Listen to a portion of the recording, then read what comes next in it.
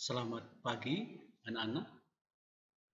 Baik, pada pertemuan kita kali ini, kita akan membahas kemanusiaan dan kealahan Yesus. Sebagaimana minggu lalu kita sudah membahas tentang Yesus sebagai pemenuhan janji Allah. Dan saya harap kalian sudah mencatat dari materi yang saya berikan. Dan kali ini kita masuk mengenai kemanusiaan dan kealahan Yesus.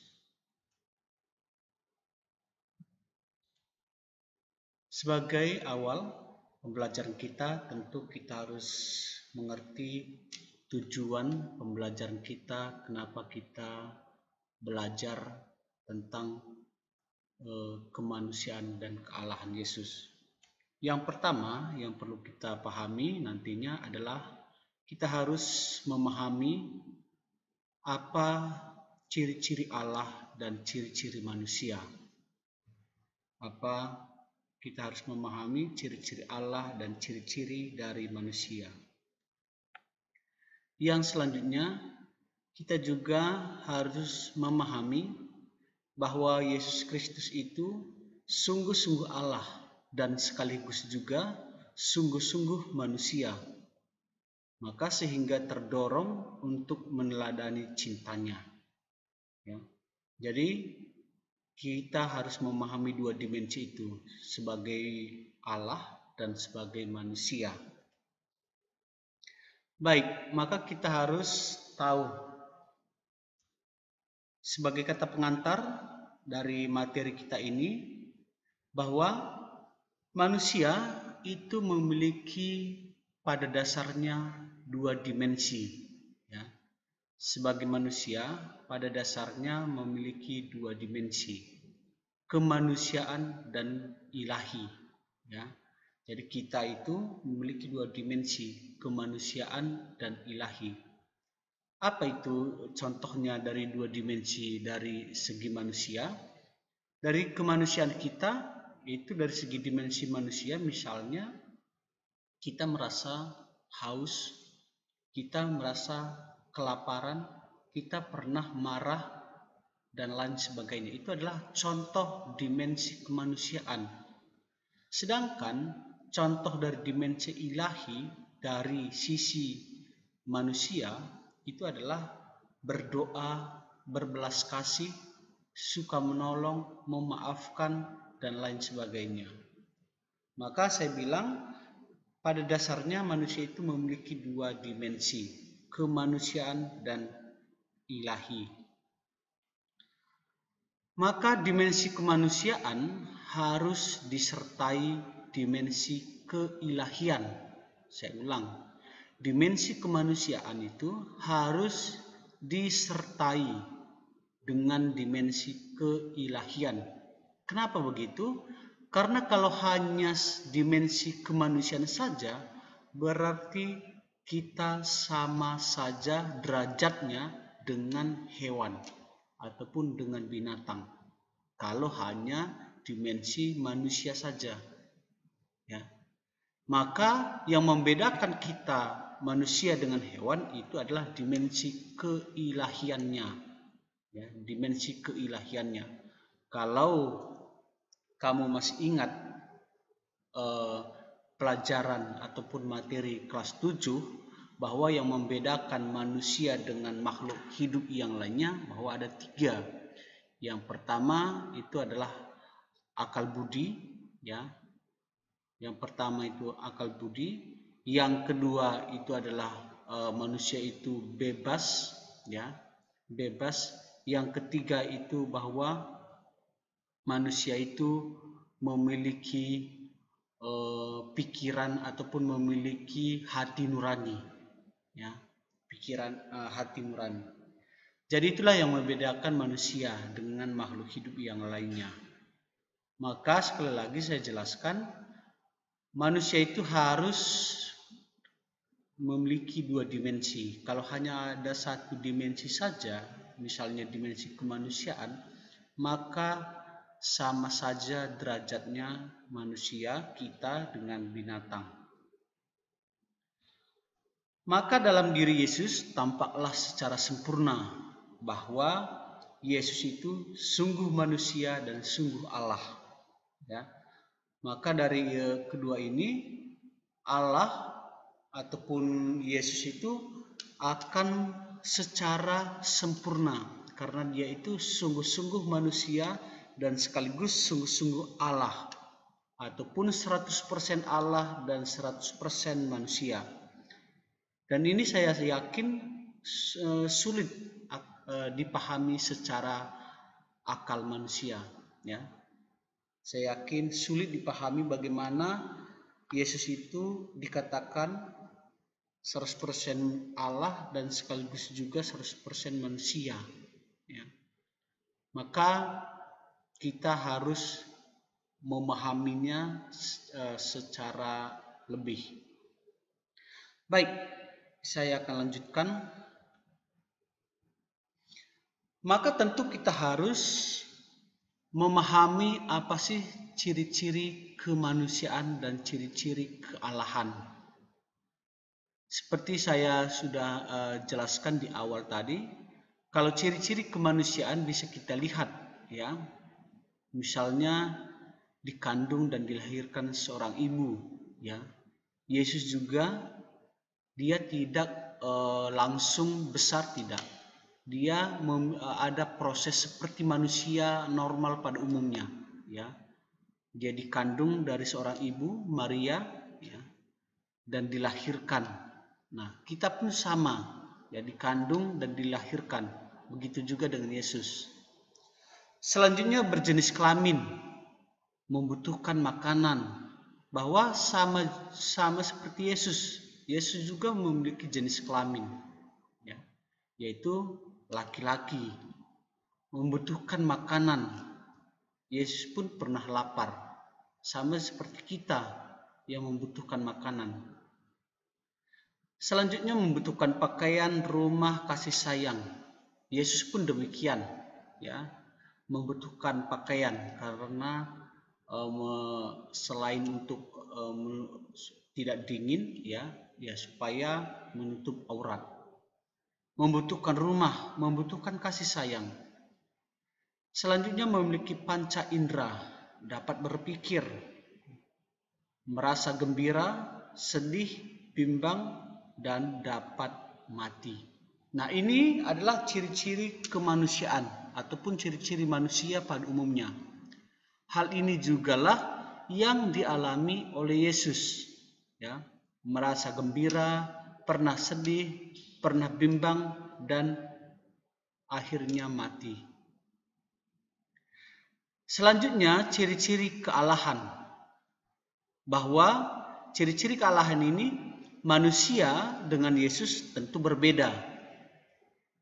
Ciri-ciri kealahan dari Yesus itu adalah memiliki keabadian, ya, keabadian. Artinya abadi itu adalah dia selalu dia itu selalu ada, selalu hadir, meskipun secara fisik dia tidak kelihatan, tetapi secara kealahan dia selalu itu memiliki keabadian dimanapun ada, ataupun keabadiannya itu selalu ada, tidak dibatasi oleh ruang dan waktu, ya. Selanjutnya sifat-sifat Allah yang lain adalah kasih sayang, pengampun, ya, memaafkan, mengampuni orang yang bersalah, ya, berdoa. Dan ini mungkin sama dengan kita manusia, ya. Sedangkan keabadian itu manusia tidak ada. Ya, itu yang membedakan kealahan Yesus dengan kealahan kita sebagai manusia. Baik, maka kita masuk mengenai bukti kealahan dan bukti kemanusiaan. Ya, tadi mungkin sudah saya jelaskan juga bahwa kalau bukti kealahan, Yesus itu mengalahkan kematian ataupun maut dengan kuasanya sendiri. Ya. Sedangkan bukti kemanusiaan secara fisik, Yesus itu bertambah besar, lapar, haus, makan, punya silsilah, keluarga, itu pernah disunat, dibaptis, ya, dan lain sebagainya. Sedangkan sisi kealahannya melakukan berbagai mujizat dengan kuasanya sendiri. Yesus mengajarkan bahwa dirinya Allah lewat pengajaran ego emi, ataupun pengajaran bahwa dirinya lewat tingkah laku ataupun lewat perbuatannya sendiri. Sedangkan bukti kemanusiaan Yesus itu mental, emosi, misalnya marah, sedih, pernah juga dicobai oleh iblis. Secara intelektualitas berargumen dengan ahli Taurat ataupun dengan orang Farisi. Ya. Jadi kita yakin dari bukti-bukti ini bahwa Yesus itu memang sungguh-sungguh Allah dan sungguh-sungguh manusia. Ya. Sungguh-sungguh Allah dan sungguh-sungguh manusia. Dari sungguh-sungguh kealahannya kita tahu dia yang pertama mengalahkan kematian ataupun mengalahkan maut, bangkit dari kematian. Ya. Sedangkan manusia itu tidak pernah bangkit dari kematian secara fisik, ya, secara fisik itu manusia tidak pernah bangkit dari kematian secara fisik. Selanjutnya melakukan berbagai mujizat, itu adalah sisi Allah Yesus, dan manusia tidak mungkin melakukan hal itu, ya, melakukan mujizat, contohnya membangkitkan orang mati, menyembuhkan orang sakit, ya, terus mentahirkan orang buta, dan lain sebagainya. Selanjutnya Yesus juga mengajarkan bahwa dirinya Allah, ya, lewat pengajaran, lewat tingkah laku yang dilakukan. Itu adalah sisi kealahan. Sisi kemanusiaannya tadi bisa secara fisik itu bertambah besar, lapar, haus, dan lain sebagainya. Sedangkan secara mental itu Yesus juga pernah marah. Contohnya marah ketika Yesus mendapati rumah ibadah dijadikan tempat penjualan, ya, tempat pasar, sehingga ketika marah. Pernah juga dicobai, ya, ketika Yesus itu ketika Yesus itu berpuasa, ya, 40 hari 40 malam, Yesus dicobai selama 3 kali. Secara intelektual juga Yesus juga pernah berargumen beberapa kali dengan para ahli Taurat, dengan orang-orang Farisi. Dan itu juga sering kali kita lakukan, ya, secara fisik kita bertambah besar, lapar, secara mental juga pernah kita marah, sedih, ya. Secara intelektual juga kita pernah mungkin berargumen, berdebat dengan orang lain. Itu sisi kemanusiaan. Baik, maka kita akan melihat ciri-ciri kemanusiaan dan ciri-ciri kealahan Yesus di dalam kitab suci. Ya, ciri-ciri kemanusiaan dan ciri-ciri kealahan Yesus di dalam kitab suci. Maka kita masuk dulu ciri-ciri kemanusiaannya Yesus, ya. Ciri-ciri kemanusiaannya Yesus di dalam kitab suci. Yang pertama, bahwa Yesus itu memiliki silsilah. Bisa kita lihat, ya, Matius 1 ayat 1 sampai 17, di mana di Injil Matius itu dijelaskan silsilah Yesus, ya, silsilah Yesus mulai dari nenek moyangnya Yesus sampai dengan nantinya Yesus. Sama seperti kita, ya, sebagai manusia, sama seperti kita yang memiliki silsilah keluarga, ya. Sama seperti kita yang memiliki silsilah keluarga. Maka nanti di akhir materi ini saya akan memberikan tugas tentang silsilah keluarga kamu, ya, silsilah keluarga kamu. Tapi nanti. Yang selanjutnya, Yesus juga dilahirkan. Bisa kita lihat di Injil Lukas 2 ayat 1 sampai 7. Ya.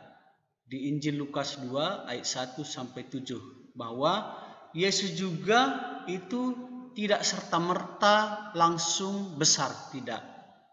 Yesus itu memiliki mengalami sebuah proses sebagaimana manusia pada umumnya, ya. Dia tidak serta-merta langsung besar. Apakah dia bisa langsung besar? Itu bisa, tetapi dia tidak mau secara spontan, secara instan langsung besar, tidak. Padahal dia bisa melakukan, tetapi dia itu tidak mengambil keputusan hal itu. Dia melakukan sebagaimana manusia pada umumnya. Yang selanjutnya, Yesus bekerja. Kita ketahui bahwa pekerjaan Yesus itu adalah tukang kayu, sebagaimana pekerjaan ayah biologisnya, yaitu Yosef. Ya. Yesus bekerja. Bisa kita lihat di Markus 6 ayat 3. Sama seperti kita manusia yang memiliki pekerjaan. Yang selanjutnya, Yesus bisa marah. Ya. Itu ada di Lukas 19 ayat 45. Tadi sudah saya jelaskan bahwa ketika Yesus berkunjung ke sebuah rumah ibadat dan dia mendapati rumah ibadat itu tidak digunakan sebagaimana mestinya, malah digunakan sebagai tempat jual beli, ya. Selanjutnya, Yesus juga pernah merasa sedih, ya. Bisa kita lihat Markus 14 ayat 32, di mana Yesus itu pernah merasa sedih itu ketika para muridnya itu menjauhi, ya, ataupun ketika Yesus itu ditangkap di Taman Getsemani dan para muridnya pergi semuanya, ya, pergi semuanya. Selanjutnya, merasa lapar, ada di Matius 21 ayat 18. Merasa haus, ya, ada juga di Matius 25 ayat 35, di mana Veronika memberikan minuman, ya, kepada Yesus ketika Yesus itu jatuh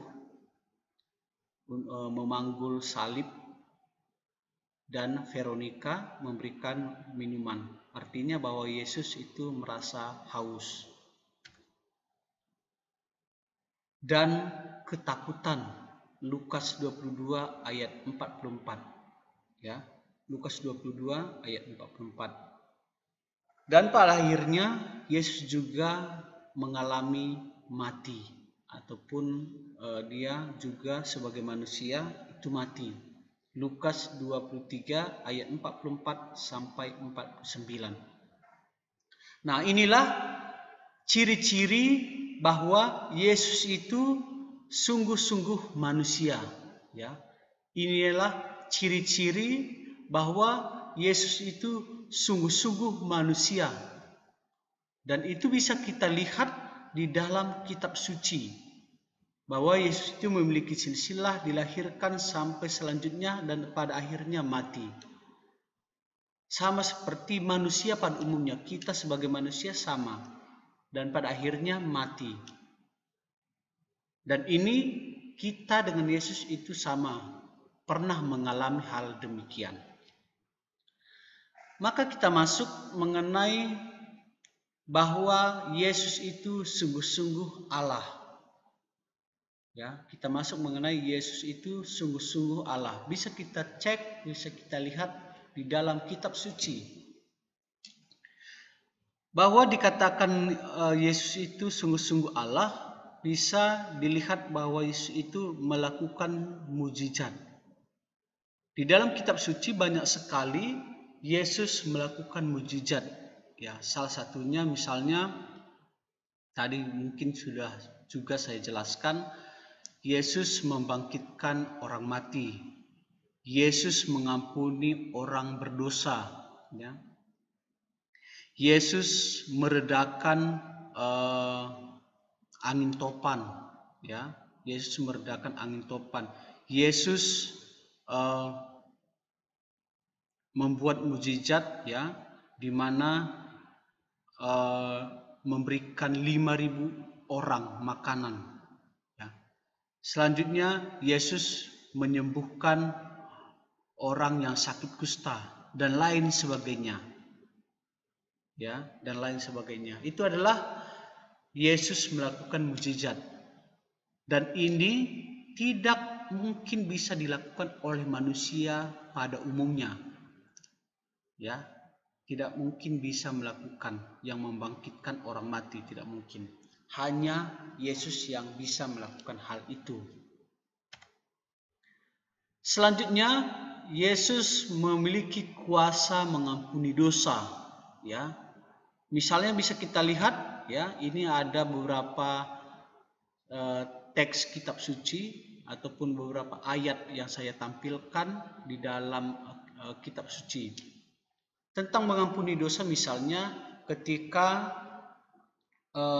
Maria Magdalena itu kedapatan berbuat zina dan Yesus tidak mau menghukum, padahal kalau kita ikuti secara adat ataupun secara kebiasaan orang Yahudi, bahwa orang yang kedapatan berzina itu harus dihukum, ya, dirajam. Dirajam itu dilempari batu sampai mati. Dan Yesus tidak melakukan hal itu. Selanjutnya Yesus naik ke surga, ya, naik ke surga secara fisik, dan itu adalah salah satu ciri-ciri kealahannya, dan tidak ada manusia yang naik ke surga secara fisik, tidak ada. Bisa kita lihat dari Lukas 24 ayat 50 sampai 53. Selanjutnya berasal dari Allah. Yesus adalah firman. Di Yohanes 1 ayat 1 sampai 14. Yesus itu adalah juru selamat, Kristus dan Tuhan. Lukas 22 ayat 8 sampai 20. Jadi ini adalah ciri-ciri bahwa Yesus itu sungguh-sungguh Allah.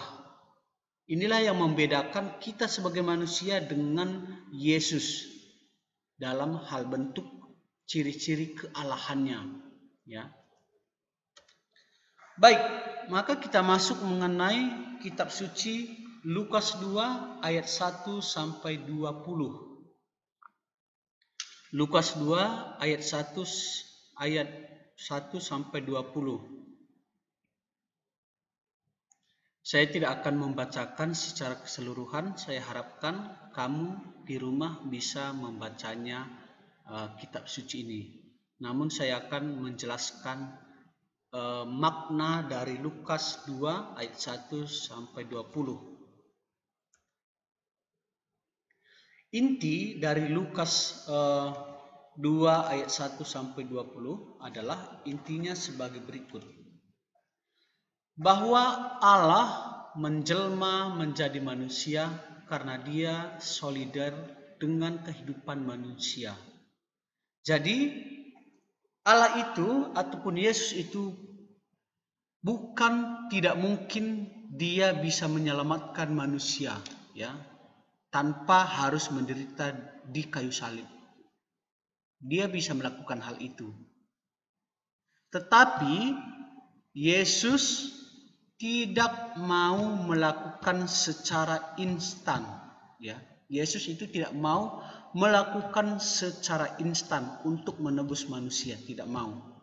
Maka Yesus ingin terjun ke dunia, ya, ingin terjun ke dunia, mengalami hidup secara manusiawi seperti manusia pada umumnya.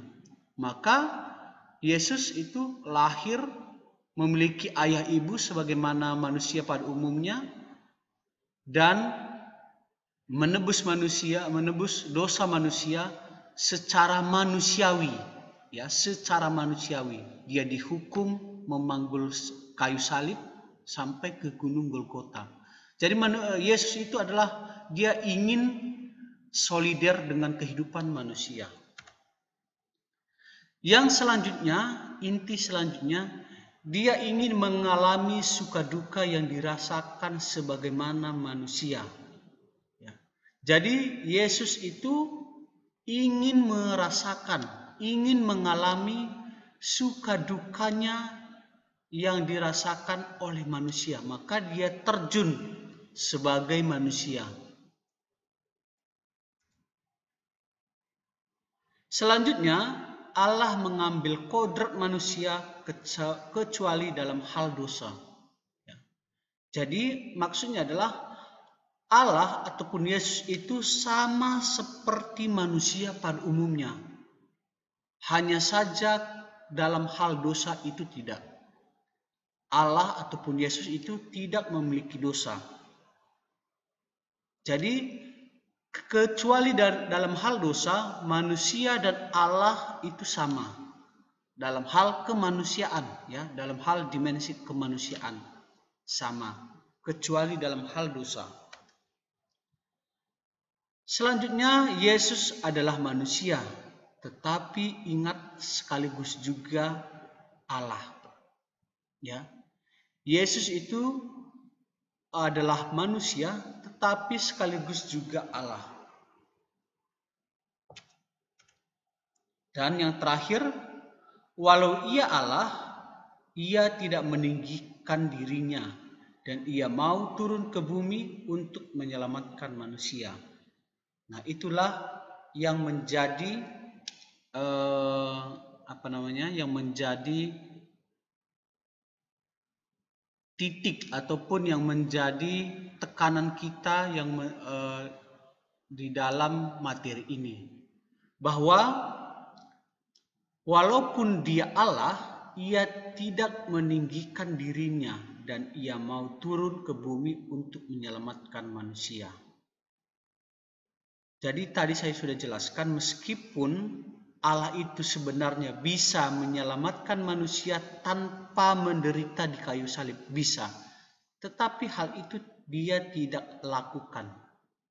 Dia malah turun ke bumi untuk menyelamatkan manusia dengan cara mati di kayu salib. Ya, cara mati di kayu salib. Maka dengan teladan ini ataupun dengan sifat sikap Yesus ini bisa kita teladani dalam kehidupan sehari-hari, bahwa kita harus tidak boleh menyombongkan diri, ya, tidak boleh menyombongkan diri. Kita harus selalu bersikap rendah hati, meskipun terkadang kita itu seringkali dikucilkan, disepelekan oleh orang lain. Maka dari sikap Yesus itu bisa kita terapkan dalam kehidupan sehari-hari. Baik anak-anak, saya cukupkan materi kita untuk pada hari ini. Dan setelah ini mohon untuk saya akan menge-share tugas. Saya tadi sudah menjelaskan tugas kalian adalah mengerjakan ataupun membuat silsilah keluarga, ya, membuat silsilah keluarga kalian masing-masing. Nah, untuk silsilah ini dibuat 4 keturunan, ya, 4 keturunan silsilahnya. Keturunannya kamu, mulai dari kamu, selanjutnya orang tua kamu, ya, selanjutnya kakek kamu ataupun kakek nenek kamu, selanjutnya di atasnya orang tua dari kakek nenek kamu. Nah, untuk silsilah ini bisa dari pihak keluarga. Untuk silsilah ini bisa ditulis dari pihak mama kamu ataupun pihak dari papa kamu, ya, silsilah dari papa kamu ataupun silsilah dari mama kamu, bisa dipakai salah satu. Baik, ini kamu kerjakan dan dikumpulkan. Saya beri waktunya selama 1 minggu, ya, selama 1 minggu, dan dikerjakan di